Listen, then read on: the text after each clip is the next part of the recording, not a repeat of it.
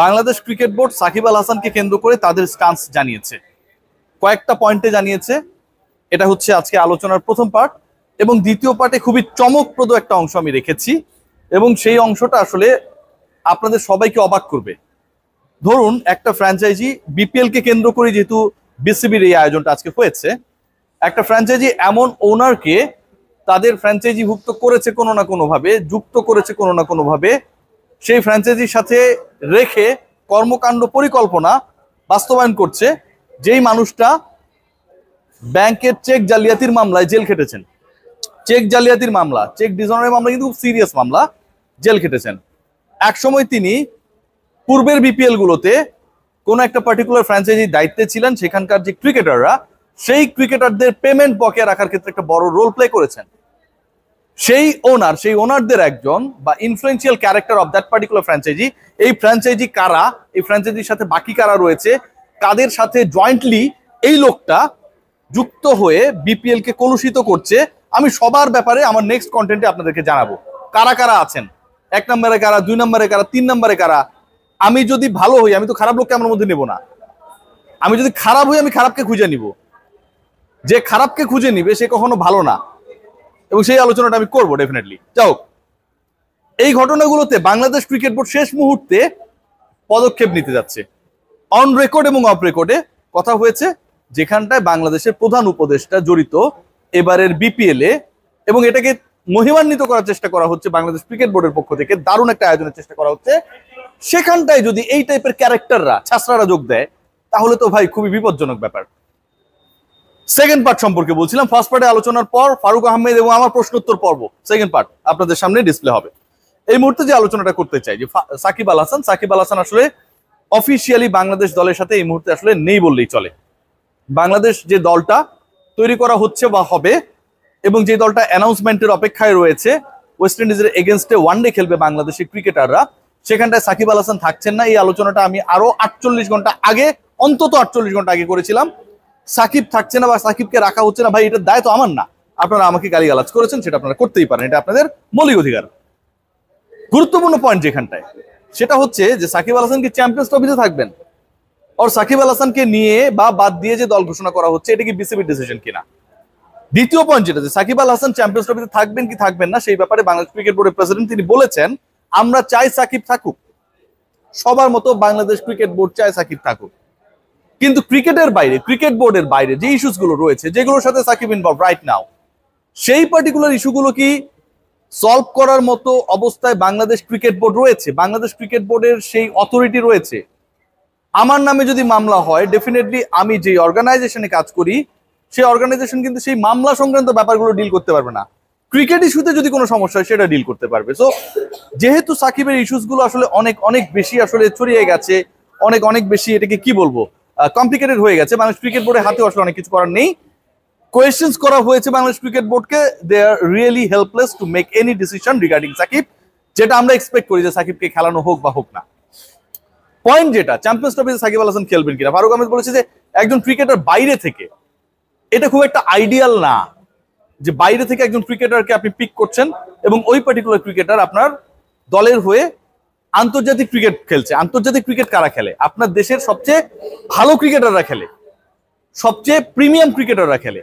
সবার পারফরমেন্স যদি বিবেচনা করেন, এদের মধ্য থেকে যাদের পারফরমেন্স সবচেয়ে ভালো তারা খেলে। একজন ক্রিকেটার আপনার কোচিং স্টাফের অনুশীলনের মধ্যে নেই, প্রপার স্কিল ট্রেনিং এর মধ্যে নেই, প্ল্যানিং এর মধ্যে নেই, দেশে নেই, এবং অন্য যে বাইলেটারাল সিরিজ গুলো রয়েছে সেখানটাও নেই। আপনি কি তাকে পিক করবেন? Question is there. So Bangladesh cricket বোর্ডের পিক করার সম্ভাবনা সাকিব আল হাসানকে লজিক্যালি যদি চিন্তা করি নেই। যে পয়েন্টটা বলেছিলাম যে দ্বিতীয় আলোচনার ক্ষেত্র, তার আগে মানে এই আলোচনার এক্সপ্লেনেশনের আগে ফারুক আহমেদের সাথে রিয়াসাত আজিমের যে কনভারসেশনটা হচ্ছিল আজকে প্রেস মিটে, সেটা একটু দেখে আসবো।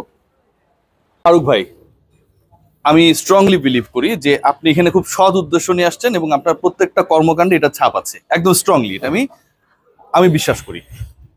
আবার অনেক কিছু ফারুক ভাই আপনি বিসিবিতে আসার পর আগে থেকে জানতেন এরকমটাও না, কারণ আপনি এটার মধ্যে ছিলেন না, সো আমি আপনাকে রেসপন্সিবল করছি না। কিন্তু ফারুক ভাই, এই যে বিপিএল এর টিমগুলো, যেখানটায় আপনি একটা ভালো ভিশন নিয়ে আগাচ্ছেন, ক্রীড়া উপদেষ্টা ভালো ভিশন নিয়ে আগাচ্ছে, মোহাম্মদ ইউনুস আমাদের প্রধান উপদেষ্টা, তিনি এখানটায় ইনভলভ, সেখানটায় পার্টিকুলারলি একটা টিমে ফারুক ভাই এমন একজন জড়িত যিনি চেক প্রতারণার দায়ে জেল খেটেছেন, যিনি হচ্ছে একসময় মডেলদেরকে নিয়ে বিভিন্ন বিতর্কিত কর্মকাণ্ডে জড়িয়েছেন, যেটা আপনার সাথে, মোহাম্মদ ইউনুসের সাথে, আমাদের আসিফ মাহমুদ সজীবের ইমেজের সাথে, আপনাদের ভিশনের সাথে যায় না। তিনি সিলেট রয়্যালসের এক সময় দায়িত্বে ছিলেন, সেখানটাও পাওনা নিয়ে হচ্ছে ক্রিকেটারদেরকে যে 5 টাকা 2 টাকা পায় তাদেরকে বঞ্চিত করেছেন। এই সমস্ত লোকদেরকে কেন বিপিএল থেকে, এত গ্লোরিয়াস একটা টুর্নামেন্ট থেকে, যেখানটা আপনাদের মতো ক্যারেক্টাররা আছে, সেখান থেকে কিক আউট করা হয় না? আমি এই ওয়েতেই বলবো ফারুক ভাই। যে অ্যালিগেশনটা আপনি দিচ্ছেন আমি আসলে এটা পত্রিকায় নিউজ এসেছে ফারুক ভাই, এটা আমার কথা না। খুব বেশি আমি জানি না। জি, তবে আমাদের চেষ্টা থাকবে অন্যভাবে। আপনি জানেন যে এবার সবচেয়ে বড় চ্যালেঞ্জ ছিল আমাদের এই নতুন বোর্ড, বা আমি অ্যাজ এ প্রেসিডেন্ট প্রথম চ্যালেঞ্জ ছিল বিপিএল যাতে করতে পারি এবং 7টা টিম নিয়ে যাতে করতে পারি। অনেক বড় বাধা বিপত্তি ছিল, মনে করেন আপনার 3টা টিম চলে গেছে, তারা নাই, নতুন টিমকে আনা, দেশের কারেন্ট পরিস্থিতিতে পয়সা, আমি ফ্র্যাঞ্চাইজি ওনার হওয়া এবং আপনার কি বলবো আপনাদের পৃষ্ঠপোষকতা করা কিন্তু খুব বড় একটা চ্যালেঞ্জ ছিল। সেই চ্যালেঞ্জ আমরা প্রথমত চেষ্টা করি যাতে 7টা টিম আছে। আসলে হয়তো প্রথম আপনি দেখবেন যে আপনার এই টুর্নামেন্টে করতে পারেন কিনা, বাট আপনি খুব ভালো একটা ভ্যালিড কোয়েশ্চেন করেছেন। এখন আমাদের সময় এসছে যে আমাদের এইগুলোকে আরেকটু স্ক্রিনিং করে এগুলোকে এই যে ব্যাপারগুলোকে অ্যাডজাস্ট করা, এবং এক্ষেত্রে আমাদের কিছু পদক্ষেপ আপনারা দেখবেন যখন টুর্নামেন্টে, মানে অপরাধীদেরকে আপনারা কিক আউট করবেন ফারুক, আমরা এক্সপেক্ট করতে পারি তো? আমরা যদি এরকম করে আপনি যেটা বলেছেন, আমি আসলে এই ব্যাপারে খুব একটা নিউজ লিঙ্কগুলো আমি আপনি শেয়ার করব। আমি যদি দেখতে পারি ডেফিনেটলি, যদি অলরেডি একজন খুবই নোন কেউ হয় যেটা করেছে, তার ব্যাপারে ডেফিনেটলি কোনো ব্যবস্থা নেওয়া হবে। আমরা দেখছিলেন যে মানে ফারুক আহমেদ তিনি বলেছেন যে আসলে এদেরকে সরানো হবে। শেষ মুহূর্তে কয়েকটা ঘটনা ঘটেছে এখানটায়। ফারুক আহমেদরা দায়িত্বে এসেছেন কয়েক মাস আগে, অল্প সময়ের মধ্যে বিপিএল করাটা চ্যালেঞ্জের, সবকিছুই ঠিক আছে। ডক্টর মোহাম্মদ ইউনুস এটার সাথে ইনভলভ, ক্রীড়া উপদেষ্টার সাথে ইনভলভ। দারুণ একটা এখানটায় আমরা দেখলাম যে মাস্কেট বলেন বা যেভাবে বলেন, এটার শাহরুখ বলেন, উন্মোচন অনুষ্ঠান হয়ে গেল, অল গুড, কোনো ধরনের সমস্যা নেই। কিন্তু এত এত আয়োজন, এত ভালো আয়োজন, সবকিছুই তো ভালোর জন্য, সেখানটায় যদি খারাপ লোক থাকে তাদের ব্যাপারে আসলে ঘটনাটা কি হয়? যেই দলটা বা যেই ফ্র্যাঞ্চাইজি যারা social media right now very much active, এবং এই দলটা কারা আমি একটু হিন্দি এরপরে আরো ডিটেইলে আলোচনা করবো নিশ্চয়ই আপনাদের সাথে। এরা নতুন আসছে এবারে বিপিএল এ, মানে দল তো আসলে ওই পার্টিকুলার বিভাগটা আগে থেকেই ছিল, বাট এরা নতুন এসেছে, মালিকানায় যে নতুনত্ব এসেছে তারা এসেছে, এর সাথে অনেক অনেক অনেক বড় বড় লোকজন জড়িত, এবং সবার একটা ইমেজ রয়েছে। সেই জায়গাটায় what actually we are seeing that যে একজন বিতর্কিত মানুষ, নারী ঘটিত ইস্যু নিয়ে আলোচনা হয়েছে, রিপোর্ট এসেছে, এগুলো আমার কথা না। চেক বাউন্স করেছে, জেল খেটেছে, এটা আমার কথা না, দিস আর দ্য রিপোর্টস।